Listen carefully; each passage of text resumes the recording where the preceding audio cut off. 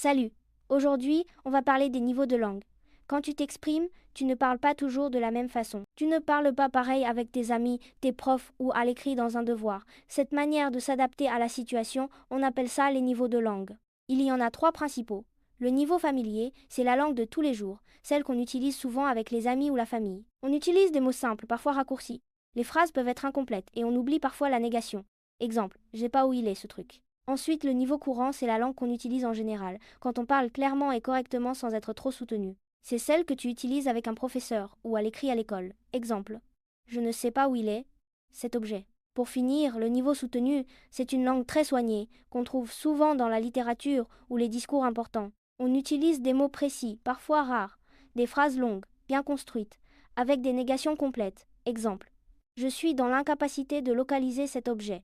Il existe aussi un langage encore plus relâché, qu'on appelle langue populaire ou argot. Il est très familier, parfois vulgaire. On l'entend dans certaines chansons, films ou romans pour faire vrai ou faire rire. Exemple, j'ai pas où qui se planque, ce machin. À quoi ça sert? Le niveau de langue donne le ton du texte. Il permet de comprendre qui parle, dans quelle situation, et même comment est le personnage. Exemple, un personnage qui dit je suis navré, je vous ai manqué de respect. Il parle de façon soutenue, il est peu être poli, noble ou cultivé. Un autre qui dit je voulais pas t'exer, t'es. Il parle de façon familier, il est plus détendu, proche. Voilà. Maintenant tu connais les différents niveaux de langue, et tu sais les reconnaître selon les mots utilisés et le ton adopté. Si tu as des questions, n'hésite pas à les poser en commentaire, je te répondrai.